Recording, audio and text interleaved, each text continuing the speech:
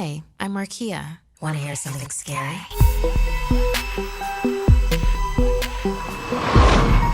Fancy flops. Old memories have a way of bringing up old friends, even imaginary ones who were there for us when no one else was. Araceli and Jeff were excited to move into their new home. They had been married for a few weeks and finally found the perfect place by the woods. Their moving boxes were neatly stacked by the shed near the end of the driveway. Araceli noticed an old box with yellow tape she couldn't recall packing, but it had her name on it. When she sliced it open with the box cutter, she found some old belongings. Her mom must have added the box to their things. It was filled with old photos and mementos from her childhood home that she hadn't seen since she left for college. She pulled out a horn, a keepsake she had from a school trip to the circus long ago. Without thinking, she honked the horn, and the memories came flooding back. She remembered leaving a red and yellow circus tent and following her classmates into the funhouse right next to it. She lost herself in the multitude of mirrors, and when she emerged from the funhouse, she realized she had missed the bus back to school. She didn't remember how long she was in there, only that she had found a toy horn. She squeezed it, and as it echoed through the maze, a clown appeared. What was his name? Its face bore a smile, and it danced all around her. He helped her find a way out. She would never be alone, it promised. Just give the horn a honk whenever she needed him. Outside, there were ambulance lights everywhere. While she had been stuck in the funhouse, there had been a terrible school bus accident. She was the only survivor of the tragedy. A woman standing on the street told her it had crashed when a circus clown crossed in front of it, causing it to swerve off the road and killing everyone on board. Flopsy? Fancy Flopsy? She recalled the clown's name aloud. Jeff laughed nervously.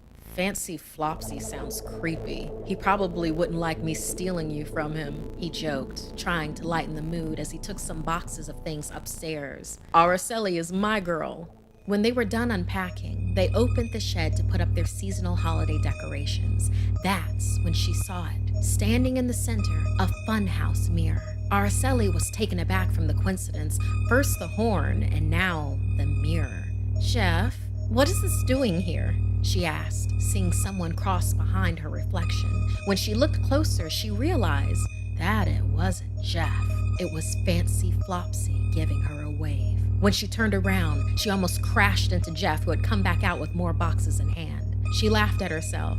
Sorry, I just got caught up in a memory, I guess. In bed later that night, she wondered if she had really imagined Fancy Flopsy. She'd left the bathroom light on and the door open a crack just to be safe.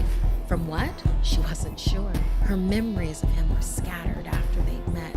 Should she be afraid of him? She wondered. He was her imaginary friend growing up and had left him behind when she got older. As her eyes grew heavy, she saw a figure moving in the room. Jeff must have gotten up, but then he snored right behind her. Suddenly wide awake, her vision cleared and she saw a powder white face with fancy red makeup cracked around beady eyes and smeared over an elongated smile. The face of someone she hadn't seen in such a long time, someone she thought she imagined earlier, and began to recall how very real he was. Fancy Flopsy is your friend. Fancy Flopsy has found you again, the clown said from the mirrored closet as the light went out. Araceli screamed in the darkness and the blankets were ripped off of her. With a clown honk and laugh, Flopsy's voice was all around her. I found you! What's going on? Jeff shouted, flipping the light switch on near the mirrored closet. Before Araceli could answer, Flopsy jumped out of the mirror and held the box cutter above Jeff. The clown laughed as he began to slash Jeff. No one can take my Araceli away from me. Araceli tried yelling at the clown to stop, but its mouth began to absorb Jeff. Its hair coiled around his body. She blacked out.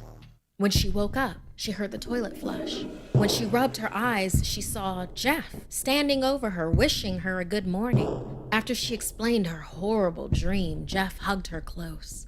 It's okay, honey. No one can take me away from you. He he said at his reflection in the mirror, which revealed his true identity. A smile crossed Fancy Flopsy's face as he held his long-awaited prize, Araceli.